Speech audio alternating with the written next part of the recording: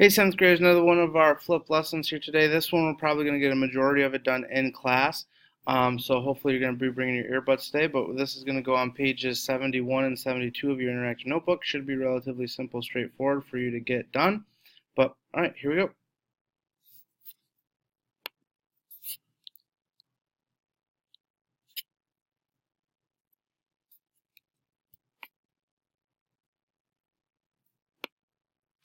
All right, so first of all, our Congress is a bicameral legislature. It's split up into two houses. All right, there's the House of Representatives. In the House of Representatives, representation is based on population. So today in the House of Representation, we have 435 members. That number is always going to be capped. What's going to happen is those numbers may change where they go, depending on a population of a state. Like New York might gain a couple representatives if more people move to New York. California might lose if they lose a few people, things like that. In order to be a member of the House of Representatives, you have to be 25 years old, and you have to be a citizen for 75 years. So lots of times students ask Mr. Allard how old he is. I never answer. I always say, well, right now I could be a member of the House of Representatives. So that will give you an idea of about that. And the term of office is 2 years. So every 2 years they are running for re-election. The House of Representatives was built to be the most responsive to the people. There's more of them. They're from the people, but they only serve for 2 years.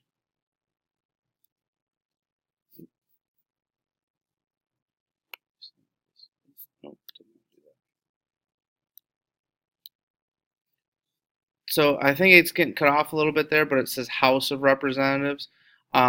So what are these two things only happen in the House of Representatives? Number one, they propose new taxes. Any tax bill has to come through the House of Representatives. This is because the writers of the Constitution wanted to make sure that if there was anything about taxes, which obviously people were very, very concerned with leading up to the American Revolution, that they wanted to make sure that at all times that this was the most responsive branch or part of our government, so people had the biggest say here. So these are the most direct connection to the people. Also, the House of Representatives can impeach the president or actually any government official. Getting rid of them or stripping them of their official duties is called impeachment. Impeaching the president doesn't necessarily mean we're getting rid of them. There's a process to go through, and we'll talk about that because they basically have the vote for the impeachment in the House of Representatives, and then it has to go on to the next step. But it starts in the House of Representatives. Congress's jobs, all right? Number one Congress job is to make laws. Okay, that's what they do. Any law that goes through that is created has to have started in Congress. Even if the president says we want to create this law, the president will have to work with Congress to get it through, work with a congressperson to get that law submitted. 2/3 of Congress can propose a constitutional amendment. So if there's any change to the Constitution we want to make, it can happen through the Congress, but 2/3 have to propose it. It then has to go on to the next step where it gets accepted by the states. Talked a little bit about that in yesterday's flip lesson. And then finally, Congress can declare war. It has to come through a vote.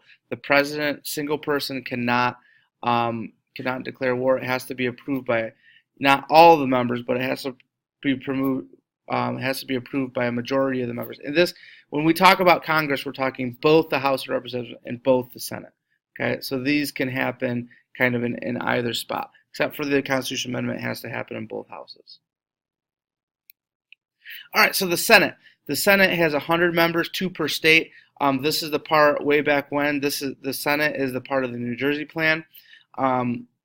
Every state, no matter how big the population is, gets 2. This is going to help with small state representation. Qualifications: you have to be 30 years old, and you have to be a citizen for 9 years. The thing about this is you got to remember when this is written, 1787, most folks aren't necessarily born and raised in the United States. We're still getting some people that are coming over. We're still getting some immigration, things like that, but you have to be a citizen for 9 years. The term of office for a senator is 6 years. So going back, Mr. Allard, I do have all the qualifications to be a senator. A senator is seen as is kind of the calming influence on the House, because in order for something to become a law, it has to go through the House of Representatives. It also has to go through the Senate. James Madison always talked about the Senate being the saucer that cools the hot teacup that is the House of Representatives. Things happen a little bit more slowly here. 6-year term of office, meaning people have more of a time to get used to being a government official. So this is kind of where the brakes are put on stuff, and then we have to really make sure: do we want this law? Do we want to go to war? Do we want to do any of those things? The Senate. So we talked about the House of Representatives can impeach a person. Then it has to go to an actual case, and the Senate actually is going to hear that case. We've had 2 presidents impeached: Andrew Johnson back in the 1860s and President Bill Clinton in the late 90s. However, none of those presidents were actually removed from office. We've had presidents leave office. Richard Nixon is a big one, but he resigned. The big thing that the Senate does is they approve. So if you see any sort of job where it says approve, that's what the Senate does, okay? The Senate approves Supreme Court justice. It's going to approve other nominees. It's going to approve treaties. It's going to approve rather, anything kind of the president gets to name people to ambassadorships and all these different jobs. Anything typically with the word improve it is going to be a Senate job. Other things that the Congress can do, and again, this is both the House of Representatives and the Senate. Congress can raise an army and a navy. Congress can grant citizenship, and 2/3 of Congress can override a presidential veto. And we'll talk a little bit more about most of this in depth on Monday and later on through the week. 2/3 of Congress can override a presidential veto. What that means is, as a bill becomes a law, a bill has to be signed. Well, the president can say no to that law.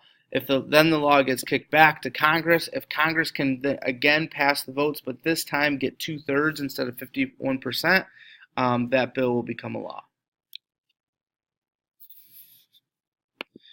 All right, that looks like it's it for our flipped lesson. So hopefully we're going to get this information. We're going to get all 5 questions right and go 5 for 5. If you have any other questions on anything on Schoology, hit me up on Schoology. Either give me a message directly if it's something you think only I can deal with, grade-wise, something like that. If it's anything else, how about a question or something like that, you can post that right to the update page. All right, see you guys later. Allard out.